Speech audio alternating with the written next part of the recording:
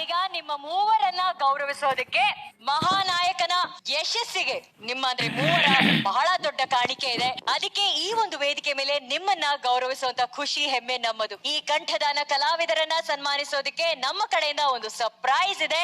ಈಗ ವೇದಿಕೆ ಮೇಲೆ ಬರಮಾಡಿಕೊಳ್ತಾ ಇದ್ದೀನಿ ನಮ್ಮ ಜಿ ಕನ್ನಡ ವಾಹಿನಿಯ ಬಿಸ್ನೆಸ್ ಹೆಡ್ ಶ್ರೀ ರಾಘವೇಂದ್ರ.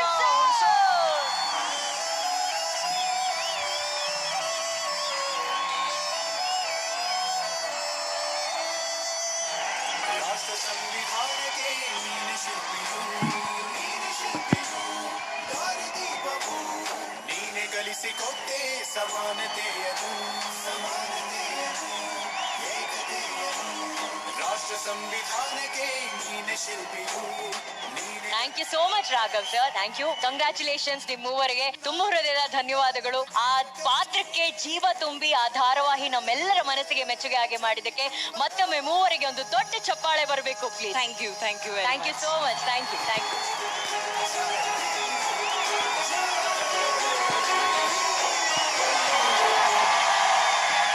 ಮಹಾನಾಯಕ ನೀವುಂಟು, ಸ್ಟೇಜ್ ಉಂಟು, ನಮ್ಮ ಕಿವಿಗಳು ಕಾಯ್ತಾ ಇದೆ. ಎಲ್ರಿಗೂ ನಮಸ್ಕಾರ. ಮುಖ್ಯವಾಗಿ ನಾನು ಈ ವೇದಿಕೆಗೆ ಬಂದಿದ್ದಕ್ಕೆ ಎರಡು ಬಹಳ ಪ್ರಬಲವಾದ ಕಾರಣಗಳಿದೆ. ಒಂದು, ಡೆಫಿನೆಟ್ಲಿ ಆಗ್ಲೇ ರಮೇಶ್ ಸರ್ ಹೇಳ್ದಂಗೆ ನಮ್ಮ ಒಂದು ದೊಡ್ಡ ಹುಚ್ಚು ಓಟವನ್ನ ಬ್ರೇಕ್ ಹಾಕಿ ಎಲ್ಲವನ್ನು ಉಲ್ಟಾ ಮಾಡಿ ಬದುಕಿಗೆ ಒಂದು ಪಾಸ್ ಕೊಟ್ಟಂತಹದ್ದು ಒಂದು ಸಣ್ಣ ವೈರಸ್. ಬಹಳಷ್ಟು ಪಾಠಗಳನ್ನ ಕಲಿತೀವಿ, ಆದ್ರೆ ಅದು ಕೊಟ್ಟಂತಹ ದೊಡ್ಡ ಕಾಣಿಕೆ ಏನಂತ ಹೇಳಿದ್ರೆ ಡಬ್ಬಿಂಗ್ ಪ್ರಾಜೆಕ್ಟ್ ಗಳನ್ನ ಕನ್ನಡ ಇಂಡಸ್ಟ್ರಿಗೆ ತಂದಂತಹದ್ದು. ಡೆಫಿನೆಟ್ಲಿ ಅದಕ್ಕೆ ಎರಡು ಬೇರೆ ಬೇರೆ ಚರ್ಚೆಗಳಿದಾವೆ, ಎರಡರಲ್ಲೂ ನ್ಯಾಯ ಇದೆ. ಆದ್ರೆ ಅಂಬೇಡ್ಕರ್ ನಂತಹ ಒಂದು ಪ್ರಾಜೆಕ್ಟ್ ಅನ್ನ ಕನ್ನಡಕ್ಕೆ ತರುವಂತಹ ಒಂದು ಅವಕಾಶವನ್ನ ಕೊಟ್ಟಿದ್ದಂತಹದ್ದು ಈ ಲಾಕ್ ಡೌನ್ ಅಥವಾ ನಾವು ಶೂಟಿಂಗ್ ಮಾಡಕ್ ಆಗದೆ ಇರುವಂತಹ ಟೈಮ್ ನಲ್ಲಿ ಈ ಪ್ರಾಜೆಕ್ಟ್ ಅನ್ನ ತರೋದಕ್ಕೆ ಕಾರಣ ಆಯ್ತು. ಆದ್ರೆ ನಿಜವಾಗಿ ಈ ಪ್ರಾಜೆಕ್ಟ್ ಅನ್ನ ಒರಿಜಿನಲಿ ಕನ್ನಡದಲ್ಲಿ ಮಾಡಬೇಕು ಅನ್ನುವಂಥದ್ದೇ ನಮ್ಮ ಮೂಲ ಉದ್ದೇಶ ಇದ್ದಂಥದ್ದು. ಆದ್ರೆ ಲಾಕ್ ಡೌನ್ ಆದ್ಮೇಲೆ ವಾಟ್ ಎವರ್ ನಮ್ಮ ಎಕನಾಮಿಕ್ ಸಿಚುವೇಶನ್ ಇರಬಹುದು, ರೆವೆನ್ಯೂ ಇರಬಹುದು, ಇವೆಲ್ಲವರ ಕಾರಣಗಳಿಂದ ಅಷ್ಟು ದೊಡ್ಡ ಬಜೆಟ್ ಅನ್ನು ಹಾಕಿ ಪ್ರಾಜೆಕ್ಟ್ ಅನ್ನು ಮಾಡಕ್ ಆಗಿರ್ಲಿಲ್ಲ. ಎರಡು ಪ್ರಾಜೆಕ್ಟ್ ಗಳನ್ನ ಇಲ್ಲಿ ತರೋದಕ್ಕೆ ಬಹಳ ಆಸೆ ಇತ್ತು. ಒಂದು ಮಾಲ್ಗುಡಿ ಡೇಸ್, ಮತ್ತೊಂದು ಮಹಾನಾಯಕ. ಮಹಾನಾಯಕ ಅನ್ನುವಂಥದ್ದು ನಾವೊಂದು ಡಬ್ಬಿಂಗ್ ಸೀರಿಯಲ್ ಆಗಿ ತಂದ್ವಿ. ನಮ್ಗೆ ದೇವರನ್ನೇ ಗೊತ್ತಿರಲಿಲ್ಲ ಇಡೀ ಕರ್ನಾಟಕ ಇದನ್ನ ಇಷ್ಟು ಪ್ರೀತಿಸುತ್ತೆ, ಇಷ್ಟು ಮೆರೆಸುತ್ತೆ ಅಂತ ಹೇಳಿ. ಇವತ್ತಿಗೆ ಮಹಾನಾಯಕ ಒಂದು ಕಾರ್ಯಕ್ರಮ ಅಲ್ಲ, ಮಹಾನಾಯಕ ಅನ್ನೋದೊಂದು ಕನ್ನಡದ ಅಲೆ ತುಂಬಾ ದೊಡ್ಡ ವರ್ಗಕ್ಕೆ ಒಂದು ಧ್ವನಿಯಾಗಿ ನಿಂತ್ಕೊಂಡಿದೆ. ಈ ಕಾರ್ಯಕ್ರಮವನ್ನ ಇಷ್ಟು ಮೆರೆಸಿದ್ದು ನಾವು ಆಕ್ಚುಲಿ ಇದಕ್ಕೆ ಯಾವುದೇ ಮಾರ್ಕೆಟಿಂಗ್ ಹೋರ್ಡಿಂಗ್ ಗಳನ್ನ ಎಲ್ಲೂ ಮಾಡಿಲ್ಲ. ಆದ್ರೆ ಪ್ರಪಂಚದ ಯಾವುದೇ ಪ್ರಾಜೆಕ್ಟ್ ಗಳಿಗೂ, ಸಿನಿಮಾ ಇರಬಹುದು, ಸೀರಿಯಲ್ ಇರಬಹುದು, ಯಾವುದೇ ಪ್ರಾಜೆಕ್ಟಿಗೂ ಸಿಗದೇ ಇರುವಷ್ಟು ಮಾರ್ಕೆಟಿಂಗ್ ಸಿಕ್ಕಿದ್ದು ಮಹಾನಾಯಕ ಧಾರಾವಾಹಿಗೆ. ಕರ್ನಾಟಕದ ಪ್ರತಿ ಹಳ್ಳಿಗಳಲ್ಲಿ, ಪ್ರತಿ ಗಲ್ಲಿಗಳಲ್ಲಿ ಇದರ ಕಟ್ಔಟ್ ಗಳನ್ನ ಹಾಕಿ, ಹೋರ್ಡಿಂಗ್ ಗಳನ್ನ ಹಾಕಿ ಮೆರೆಸಿದ್ದಾರೆ, ಸಂಭ್ರಮಿಸಿದ್ದಾರೆ. ಅಷ್ಟು ಪ್ರೀತಿ ಕೊಟ್ಟಂತಹ ಎಲ್ಲ ಕನ್ನಡಿಗರಿಗೆ ಒಂದು ದೊಡ್ಡ ಥ್ಯಾಂಕ್ಸ್ ಹೇಳಬೇಕಾಗಿತ್ತು. ಅದಕ್ಕೆ ಧ್ವನಿಯಾಗಿದ್ದಂತಹ ಇವರನ್ನ ಹರಿಸಬೇಕಿತ್ತು. ಅನ್ಫಾರ್ಚುನೇಟ್ಲಿ ಇದನ್ನ ಸೃಷ್ಟಿಸಿದಂತಹ ಮುಂಬೈ ತಂಡ ಬರೋದಿಕ್ಕಾಗ್ಲಿಲ್ಲ. ನಮಗೂ ಆ ರಿಸ್ಕ್ ತಗೊಳ್ಳೋದಕ್ಕೆ ಇಷ್ಟ ಇರಲಿಲ್ಲ. ಮಗು ಇದ್ದಿದ್ರಿಂದ ಫ್ಲೈಟ್ ನಲ್ಲಿ ಟ್ರಾವೆಲ್ ಎಲ್ಲ ಅವಾಯ್ಡ್ ಮಾಡಿದ್ವಿ. ಒಂದು, ನಿಮ್ಗೆಲ್ಲ ಥ್ಯಾಂಕ್ಸ್ ಹೇಳೋದು ಒಂದು ಉದ್ದೇಶ ಆಗಿತ್ತು.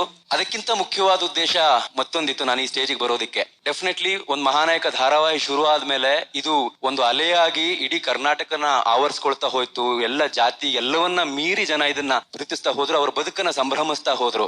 ಆದ್ರೆ ಒಂದ್ ಹಂತದಲ್ಲಿ ಇಂಥದ್ದೊಂದು ಕಾರ್ಯಕ್ರಮಕ್ಕೂ ಕೂಡ ವಿರೋಧ ಬರುತ್ತೆ ಅಂತ ಹೇಳಿ ನಾವು ಯಾವ ಕನಸಿನಲ್ಲೂ ಕೂಡ ಅನ್ಕೊಂಡಿರ್ಲಿಲ್ಲ. ಇದಕ್ಕೂ ಒಂದಷ್ಟು ಬೇರೆ ಬೇರೆ ತರಹದ ಅಡ್ಡ ಧ್ವನಿಗಳು, ಬೆದರಿಕೆಗಳೆಲ್ಲವೂ ಬರೋದಕ್ಕೆ ಶುರು ಆಯ್ತು. ಇದನ್ನ ನಾನು ಎಲ್ಲೂ ಹೇಳಿರ್ಲಿಲ್ಲ, ಹೇಳ್ಬೇಕು ಅಂತಾನು ಅನ್ಕೊಂಡಿರ್ಲಿಲ್ಲ. ಆದ್ರೆ ಅದೆಲ್ಲವೂ ಆದ್ಮೇಲೆ ನನಗೆ ಒಂದು ಧ್ವನಿಯ ಕರೆ ಬರುತ್ತೆ. ಆ ಧ್ವನಿ ನನಗೆ ಧೈರ್ಯ ಕೊಡುತ್ತೆ. ಇಡೀ ಕರ್ನಾಟಕದ ಧ್ವನಿಯ ಜೊತೆಗೆ ನನಗೆ ಇನ್ನೊಂದು ಧ್ವನಿ, ಅಷ್ಟೇ ತೂಕದ ಧ್ವನಿ ಅಥವಾ ಅಷ್ಟೇ ಪ್ರಬಲವಾದ ಧ್ವನಿ ನನಗೊಂದು ಕರೆ ಮಾಡುತ್ತೆ. ಮಾಡಿ ಅದೇನಾಗುತ್ತೆ ನೋಡೋಣ ಚಿನ್ನ, ನಾನಿದೀನಿ, ಇದಕ್ಕೆ ಯಾವುದೇ ಕಾರಣಕ್ಕೂ ನಿಲ್ಲೋಂಗಿಲ್ಲ ಅಂತ ಹೇಳಿ ಡೆಫಿನೆಟ್ಲಿ ಆ ಟೈಮಿಗೆ ಒಬ್ರು ಸಾಥ್ ಕೊಟ್ಟು ನಿಂತಂಥವ್ರು. ಅವ್ರು ಯಾರು ಅಂತ ಹೇಳಿ ನನ್ನ ಹೆಸರು ಹೇಳೋದಿಲ್ಲ. ನನ್ನ ಪರವಾಗಿ ದಯವಿಟ್ಟು ಎಲ್ರು ಎದ್ದು ನಿಂತ್ಕೊಂಡ್ರೆ ಅವ್ರನ್ನ I want to welcome on stage. ಆ ಧ್ವನಿ ಬೇರೆ ಯಾರು ಅಲ್ಲ,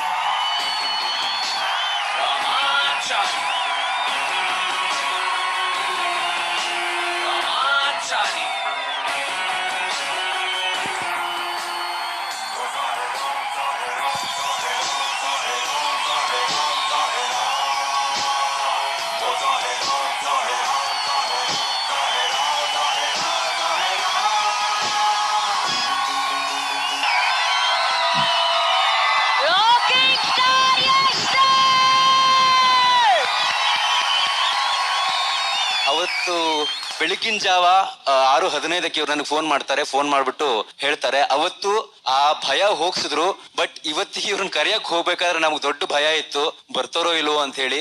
ಯಾಕೆ ಅಂತ ಹೇಳಿದ್ರೆ ಇವತ್ತಿಗೆ ಇವರ ಬೆಳವಣಿಗೆ ಊಹೆಗೂ ನಿಲ್ಕೋದಿಕ್ ಸಾಧ್ಯ ಇಲ್ಲ. ನಮ್ಗೆ ದೊಡ್ಡ ಅಹಂಕಾರವನ್ನ ತಂದ್ಕೊಟ್ಟಿದ್ದೀರಾ ಸರ್, ಇದು ನಮ್ ಗರ್ವ. You are our pride. National market ನಲ್ಲಿ ಇಡೀ ದೇಶದಲ್ಲಿ ಹೆಮ್ಮೆ ಪಡೋದಕ್ಕೆ ಸರ್, ಅವತ್ತು ಬೆಳಗಿನ ಜಾವದ ನಿಮ್ಮ ಮಾತು ಕೊಟ್ಟಂತ ಧೈರ್ಯ ಆಕ್ಚುಲಿ ಇವತ್ತು ಅಂಬೇಡ್ಕರ್ ಜೊತೆಗೆ ನಿಂತಿದೆ, ಇಡೀ ಕರ್ನಾಟಕದವ್ರ ಜೊತೆಗೆ ನಿಂತಿದ್ರು. And you actually made me feel comfortable. Thank you so much. ಇಲ್ಲಿ ಅದನ್ನ ಥ್ಯಾಂಕ್ಸ್ ಹೇಳ್ಬೇಕು ಅಂತ ಹೇಳ್ಕೊಂಡು ಬಂದ್ವಿ. ಅಂಡ್ ದೇವರನ್ನ ಅನ್ಕೊಂಡಿರಲ್ಲ ನೀವು ಬರ್ತಿರೋ ಅಂತ, but thank you so much sir. ಎಲ್ರಿಗೂ ನಮಸ್ಕಾರ.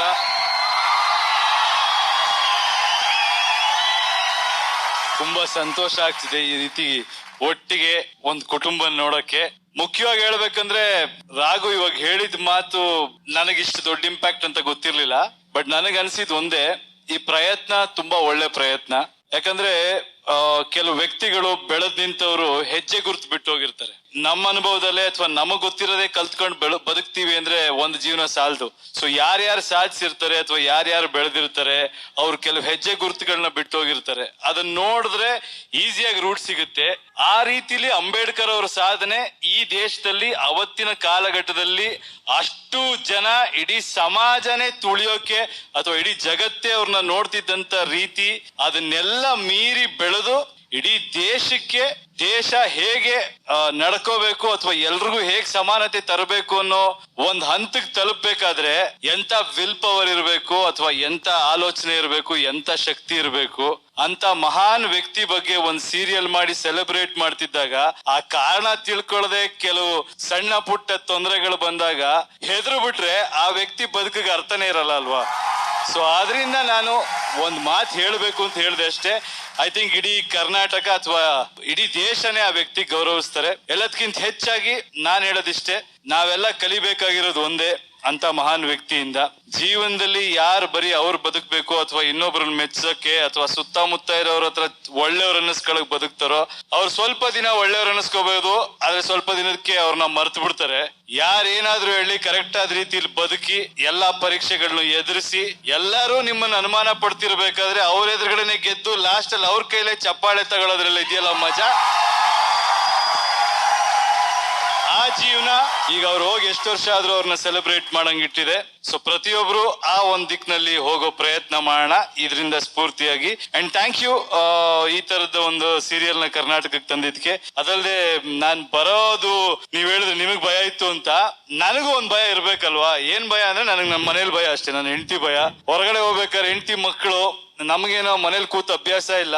ಕರೋನಾ ಬರ್ಲಿ ಏನ್ ಬರ್ಲಿ ಅದಕ್ಕೆ ನೆಸೆಸರಿ ತಗೊಂಡು ಓಡಾಡ್ತಿರ್ಬೇಕು, ಕೆಲಸ ಮಾಡ್ತಿರ್ಬೇಕು. ಬಟ್ ಸ್ಟಿಲ್ ಒಂದು ಅವಾರ್ಡ್ ಸೆರೆಮನಿ ಅಂದಾಗ ಭಯ ಆಗುತ್ತೆ. ಬಟ್ ಇವರು ಎಷ್ಟು ಕಾಟ ಕೊಟ್ಟಿದ್ದಾರೆ ಅಂದ್ರೆ ಎಲ್ಲಾ ಪ್ರಿಕಾಷನ್ಸ್ ಇದು ಎಲ್ಲ ಹೇಳಿದ್ರು. ಅದೆಲ್ಲದ್ರ ಮೇಲೆ ನನಗೂ ಎಲ್ಲೋ ಒಂದು ಇಷ್ಟು ಜನ ಕಲಾವಿದ್ರು ಸೇರ್ತಿರ್ಬೇಕಾದ್ರೆ ಒಂದ್ ನೋಡೋಕೆ ಒಂದ್ ಖುಷಿ, ಈ ಕುಟುಂಬ ಜೊತೆ ನಾನು ಇರಬೇಕು ಅಂತ ಬಂದೆ ಅಷ್ಟೇ. Thank you.